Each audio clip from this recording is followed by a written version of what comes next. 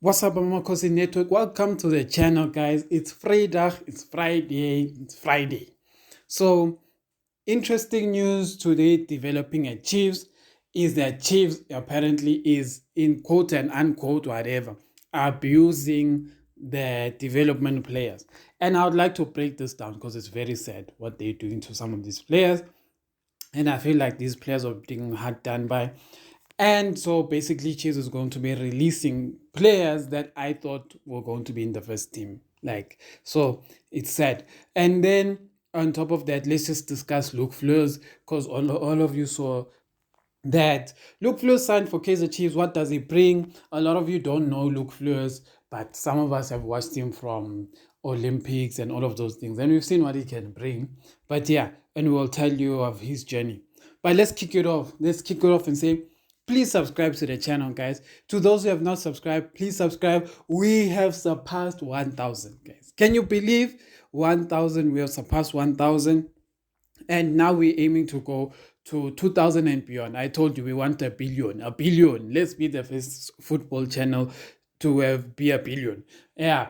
But so yeah, when as a channel, as I told you guys, I've been telling you guys that the more the channel grows, I want to give back to the people who have subscribed to the channel and who are loyal to the channel. So in doing that, obviously I'm switching on like little funding things that for people to be able to contribute to the channel if they want to.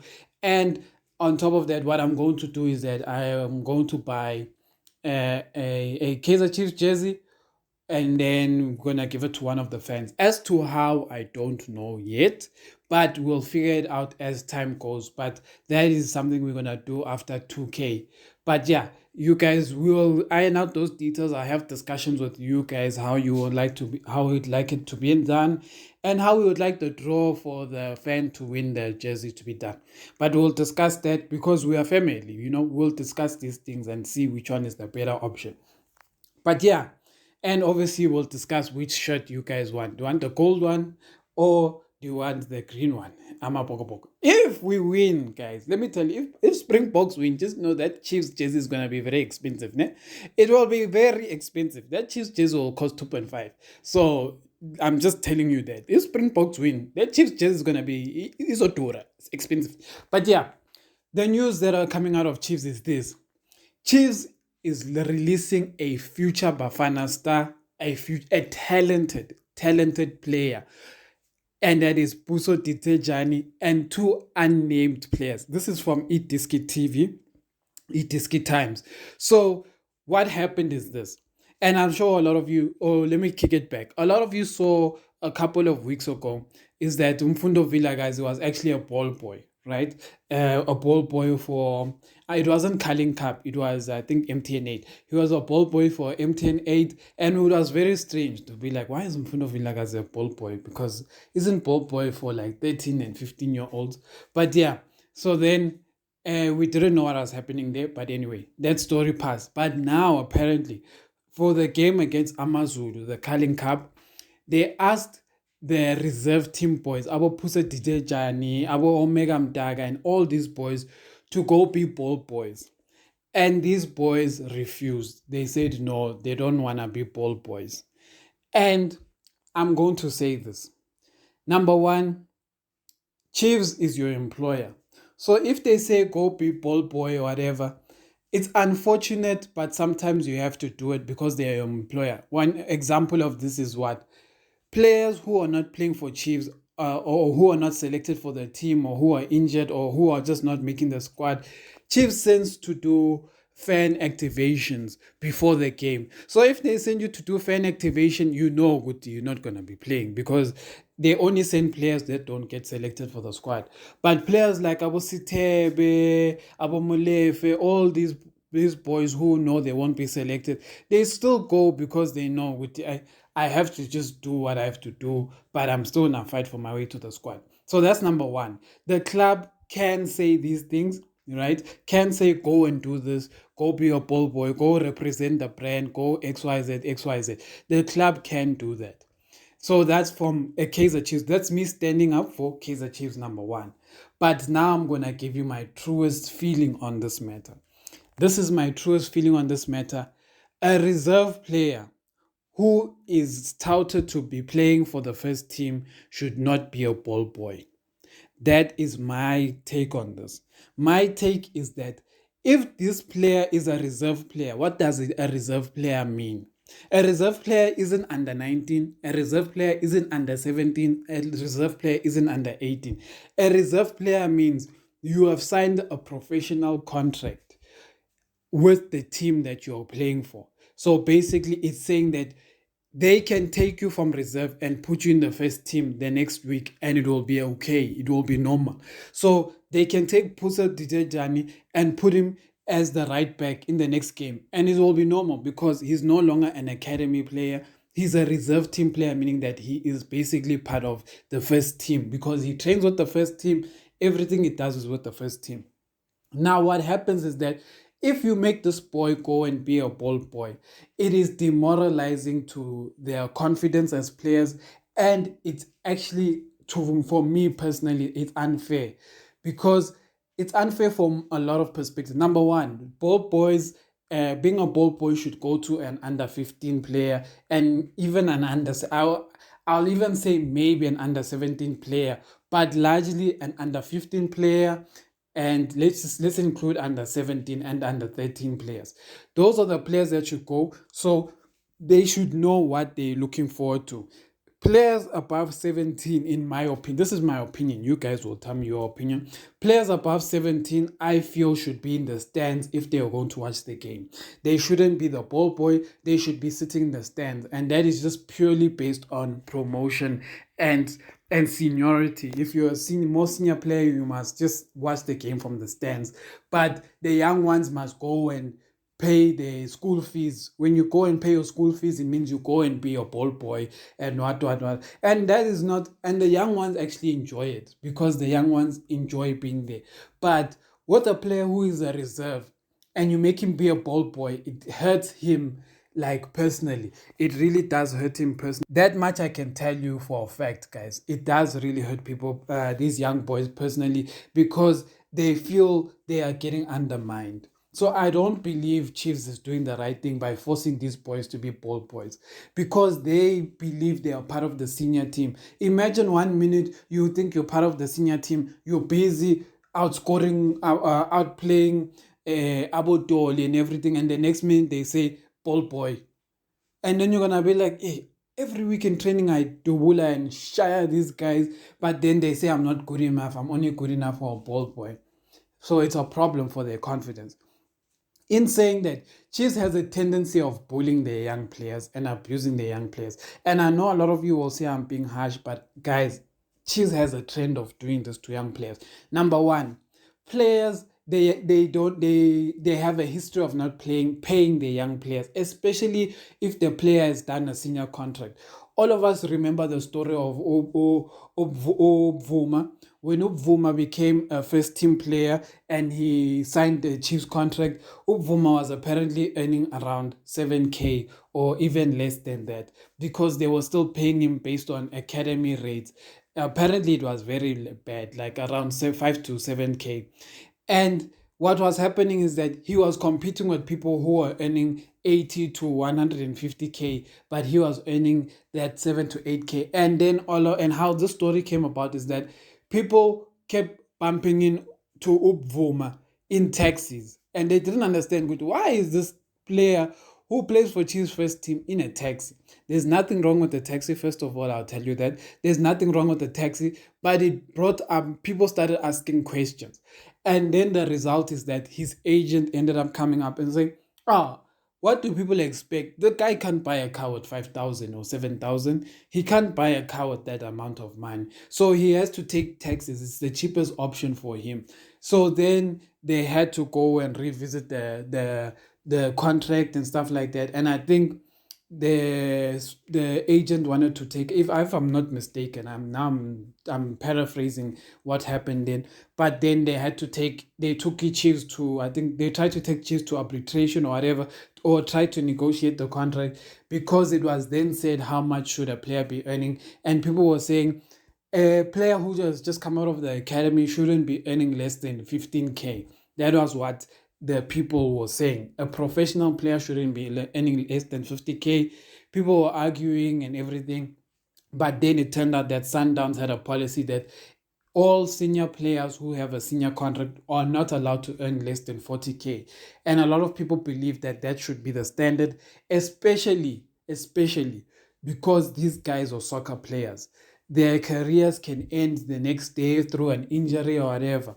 So I feel it's fair. Soccer players, if you're good enough to be a soccer player, you should already be earning a very good salary. So for me personally, a soccer player, whether he's 15, whether he's 16, whether he's 12, if he signs a professional contract, I believe he should be earning 50,000. That is me, but it's not practical a lot of times in South Africa because not all teams have that kind of money.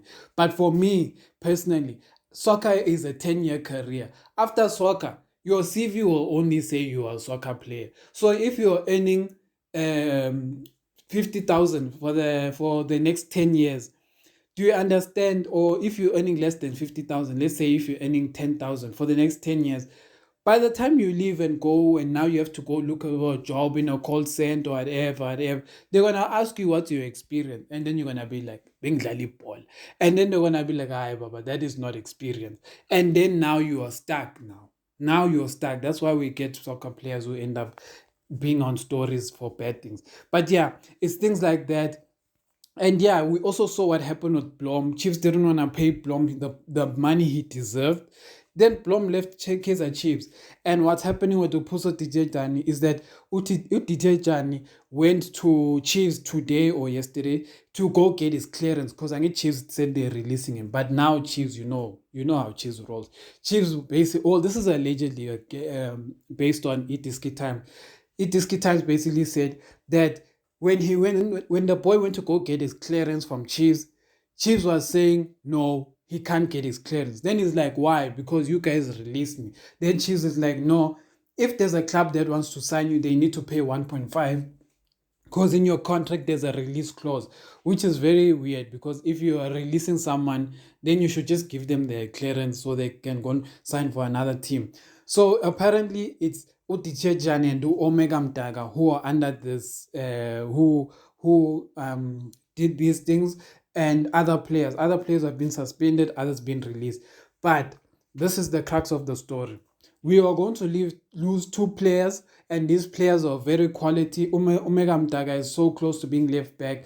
Dichejan is going to be one of the best right backs in the country. And I'm telling you, teams like Sundowns and Pirates are going to sign these boys. And we're going to cry because these boys are going to come back and tumba us. But yeah, that is that. Let me touch on Luke Fleurs quickly. Luke Fleurs, good signing. For those who don't know him, he started at Ubuntu, this one club that is in the lower divisions. He started at Ubuntu. He was showing quality, and then Supersport came and signed him, and then he played for Supersport, and he did well. And yeah, now Luke Fleurs is where he is. Part of me is asking myself, did he play for Stellenbosch? I can't remember. But yeah, then now he's played for under the youth ranks of Bafana. He's played for that, and he went to the Olympics. He's a very good defender, and one thing that's nice about him is that he's a versatile defender. He can play defender, he can play defensive midfielder. Basically, he's a player who he is comfortable with the ball. But I'll always say this, and I know a lot of you will hate me when I say this, but it doesn't matter how good a player looks, he still needs coaching, especially in South Africa. In South Africa, we don't produce Gavis and Mbappes and all these people who come out with all the basics intact.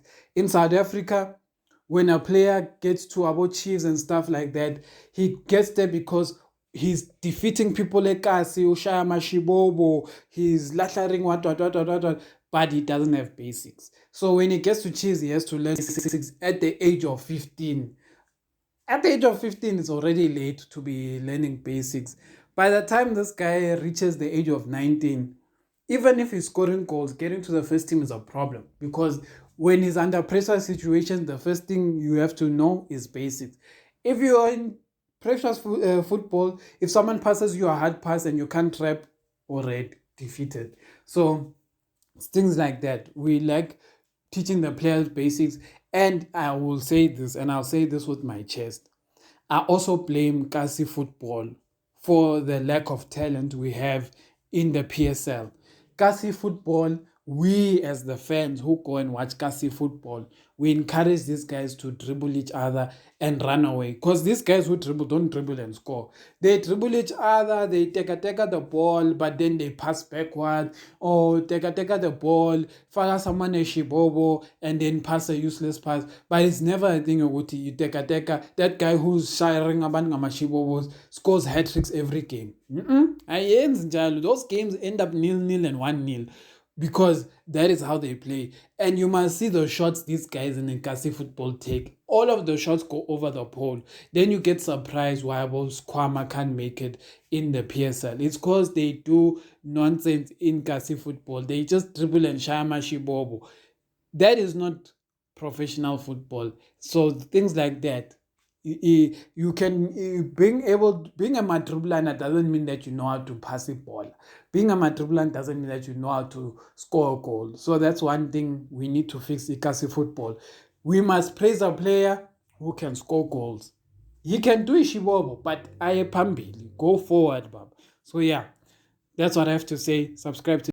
Before I end, I even forgot to add about the starting lineup. Kevin Johnson's first game is tomorrow. What starting lineup can we expect? I expect a similar kind of starting lineup, but I expect about Dolly to play. I expect we don't have to pre now, but maybe Potani will play, etc. I expect that. And for me, I won't be surprised if I see him do Shabalala in this game. I won't be surprised if I see him do Shabalala. And if I see Solomons as a right back, I won't be surprised. Frosler will probably be the left back. So that is there. Kuna will probably still be keeper. The defenders will still be Ditlokwe and Ngobo because I don't think they've done anything wrong. Even though me personally, I still prefer Msimango. Teto, obvious. Now the big question for us is whether Kevin Johnson will play 2 8s or what he will do. And when I say 2 8s, is like, will he play more attacking eights like Matlo Mtu Shabalala, Matlo Dolly, that kind of thing? Because for me, a Matlo Dolly to start the game for me would make sense. And then start with on the left, you can figure out who you're going to start with. But yeah, we'll see how the game goes. I want to actually, because I want to see Kevin Johnson's game, I don't want to add too much of a starting lineup. I want to see what football he's going to want to play before I start predicting his starting lineups more. Because, yeah, what if his football is totally different to Nzeki's from word go? Because, sometimes coaches don't want to mess up too much of what the previous coach did, but they start to tweak it here and there, and then eventually they put their team out. But maybe Kevin will be like, I'm going to put my team starting from tomorrow. So yeah, we'll see how it goes. Good luck to Chiefs. And yeah, we're going to Arrows is gonna be a difficult game, but I think we can beat Arrows. Not I know we can beat Arrows. It's just we need to have the right players on the field. And like a lot of you guys have been saying, let's give Kevin Johnson a chance. Thank you, Amakhosi.